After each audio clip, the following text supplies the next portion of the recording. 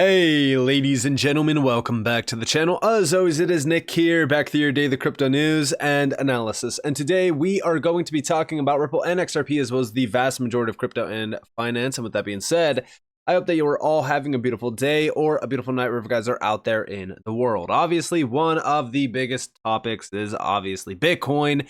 Bitcoin is what we have been hearing for the last few weeks. Of course, ever since the Bitcoin ETF approval as well. But now, as we really look at a few things happening around the space, I think the big topic that everyone should be looking at is what's happening behind the scenes outside of Bitcoin, because everyone and their brother at this point knows that Bitcoin is the institutional chosen one, right? Because of the Bitcoin ETFs, everyone thinks that institutions are so damn bullish on Bitcoin. Meanwhile, guess what they're actually doing? They're tapping into tokenization services. They're investing in the infrastructure layer. They are looking at the infrastructure layers. They want to be in the tokenization game. They don't care about Bitcoin. All they really care about is making money off of the sheep buying the Bitcoin ETFs. I personally believe that Bitcoin is one of the biggest distractions right now outside of the actual value added services, which is tokenization infrastructure, tokenization custody, tokenization liquidity. That's where all the actual value lies, especially for investors. So, without further ado, let's actually tap into this. Let's talk about a few things. So, XRP Drops posted this clip. Now, this is from CNBC. Now, this is with Anthony Pompliano. Now, for all of those individuals out there that actually don't know Anthony Pompliano, he is one of the long-term Bitcoin maxis that have loved Bitcoin, and actually is one of the individuals that commented on the XRP case when it got dropped by the SEC. He laughed about it and called XRP a trash coin along with so many other big maxis. But we have Bitcoin has become the Wall Street's favorite asset. Wall Street doesn't just like Bitcoin, they love Bitcoin. There's been over 5,500 ETF launches in history. Never have we had a fund get to $3 billion in assets under management in the first 30 days. BlackRock and Fidelity both just did it. Now, the thing to actually laugh at with this is coming from a Bitcoin maxi. Why are you praising the fact that Wall Street has now taken control of Bitcoin? Makes no sense, but it's kind of laughable, isn't it? Especially considering the fact that Anthony Pompliano in the past has called XRP a banker's coin. How the tides have turned. But listen closely to this. Buying the rumor, selling the news, but now we've come back to buying. Yeah. I mean, look, the verdict's in, right? Wall Street doesn't just like Bitcoin, they love Bitcoin. If you think of these assets, there's been over 5,500 ETF launches in history. Never have we had a fund get to $3 billion in AUM in the first 30 days. BlackRock and Fidelity both just did it. So two for the first time in history. And then if you look at Bitwise and 21 Shares, ARK, they're both going to hit $1 billion this year, or this week. And so now you have four funds that are going to hit $1 billion of inflows. But the most interesting part of this is the inflows. I mean, these funds are doing $500 million a day of net inflows. But there's only 900 Bitcoin that is actually coming into the daily incoming supply. And so when you look at that, that's like $40 to $45 million. There's 12.5x more demand for Bitcoin than what's being produced on a daily basis. So how much of this buying the So, yes, when we really look at the demand here versus the supply, it is causing Bitcoin to become even more, scarce. But the big thing to also focus on is what are the institutions going to do after these ETFs? And that's where we really look at the next major step. So we have over here, Ripple and Standard Chartered, mass adoption of blockchain and DLT. It is just a question of timing. Is it going to be in 3, 5, or 1 years? The challenge will be that when it does come, it's going to be very, very fast. Those who are best prepared will be successful. Check this out. Yeah, I think it's just a question of timing, honestly. There has to be an element of patience because there are so many moving parts. Whether if you look in trade finance world, there's been more progress made. If you look in the core custody world, we can clearly see it coming. Now, is it going to be in 3 years? Is it going to be in 5 years or 1? I mean, we're launching our own custody capability next year. I think the challenge will be that when it does come, it's going to be very, very fast.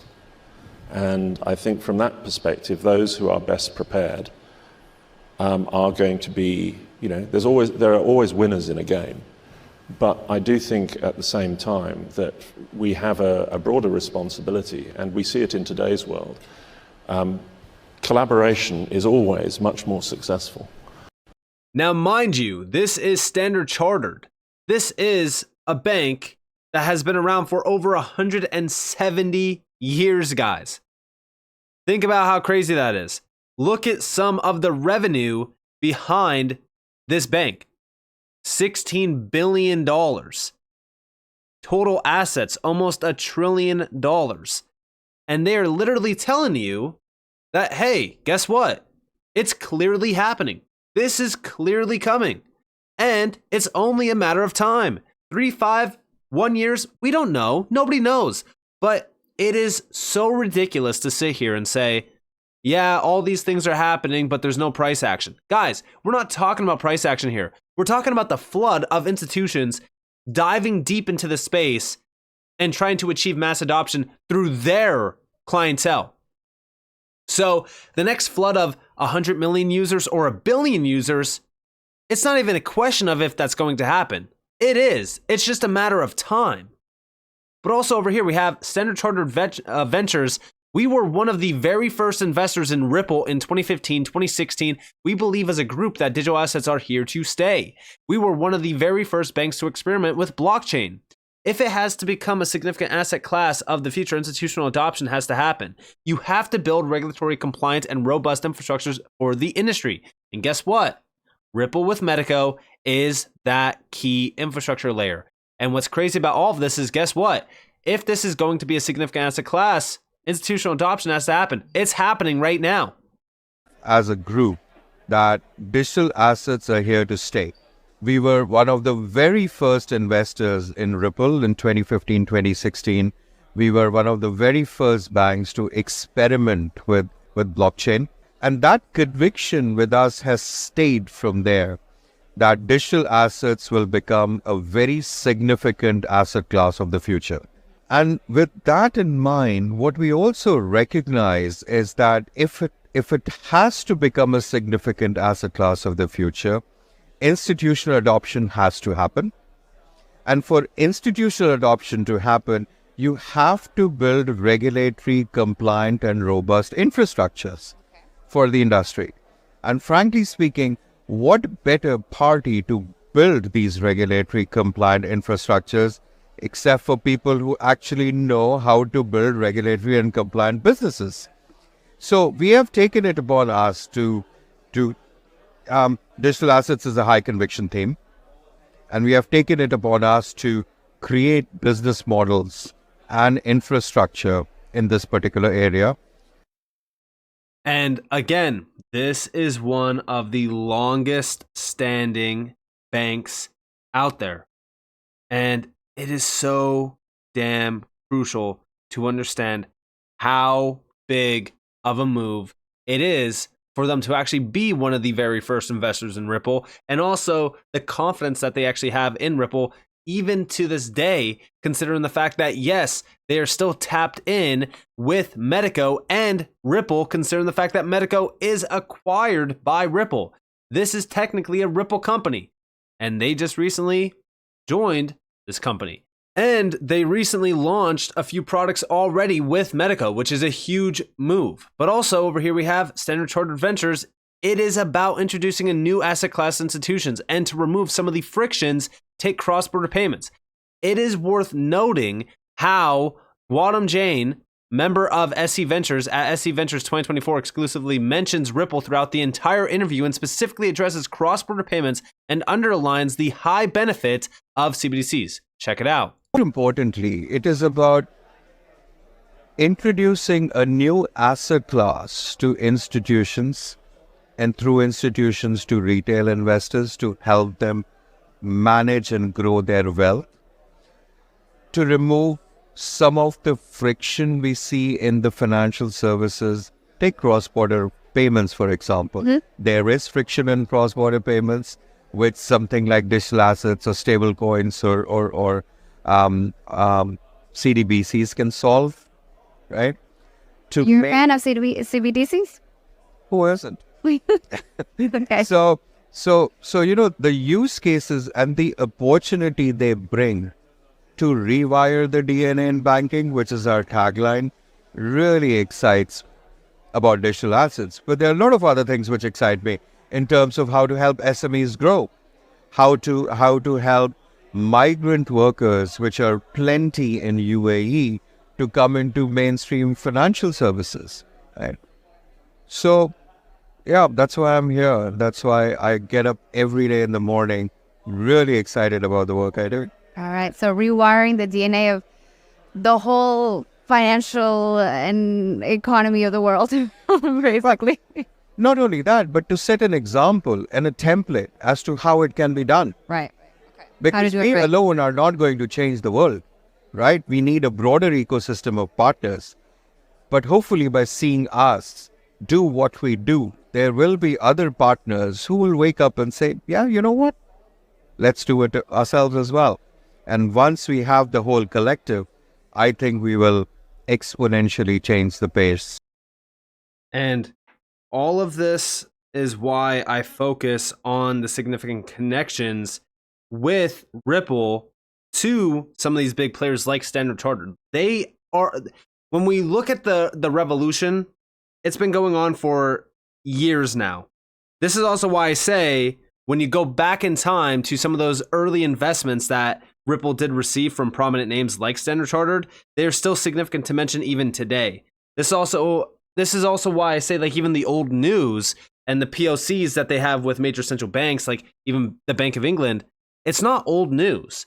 The retail crowd will say, oh, it happened 6 years ago. It doesn't matter if it happened 6 years ago or 10 years ago. It is still significant to note because, as we see, Standard Chartered is still working with Ripple. They are still aware of what Ripple is doing. And you know what's crazier about all of this? Is Standard Chartered recently put this out on the 7th of this month. Making banking more inclusive is a challenge that doesn't have a one-size-fits-all approach.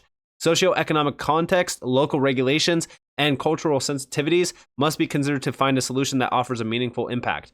Here we have impact through, this is their section on Ripple.com, impact through sustainability and financial inclusion. Ripple Impact, global collaboration for a more equitable, sustainable, and inclusive economy.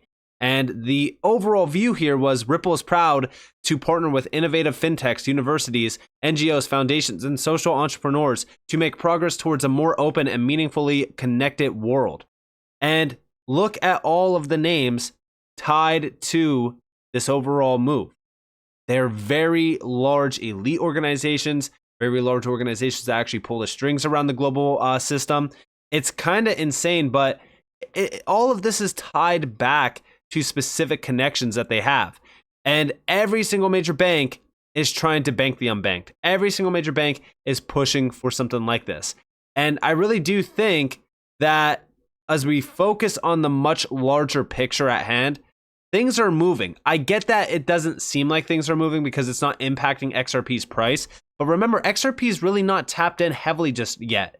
Like, the adoption of XRP from institutions, they're not using XRP in every single transaction and every single solution and every single thing that they are doing just yet. In fact, XRP adoption around cross-border payments still has been pretty slow. And the reason for that is there's still significant obstacles in place around regulation, standardization. We are not there just yet, but every single day that passes, there is significant strides and moves being made. And it's clear from Ripple on what they are doing as well. I mean, if you go back to just December, I feel as though a lot of people forgot about this, but Ripple just acquired major licenses from the Central Bank of Ireland, for an example.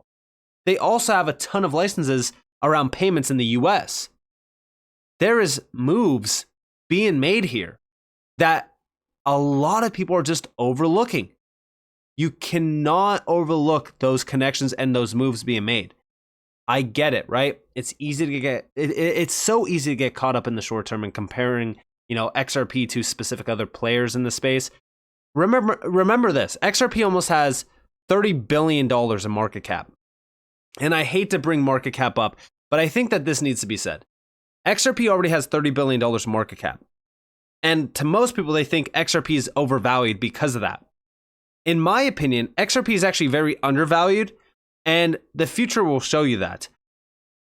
Ethereum hit nearly $600 billion back in 2021. Okay? In the short term, this bull run, I believe XRP will perform greatly. $5 to $10, and it could even go to $15 or more, is my overall guess. Long term, within the next 5 years or so, I believe that XRP will be significantly more valuable than that. And we are talking double digits plus to possibly even triple digits. Once we start to see tokenization endeavors from large players like Standard Chartered, for an example, with Medico, the end goal here isn't how much XRP is worth, but how much is XRP being utilized. The tokenized economies here, major players like Standard Chartered, they're tapping into Medico because this is key infrastructure around storage, settlement, things like that. And it's all based around tokenization efforts as well.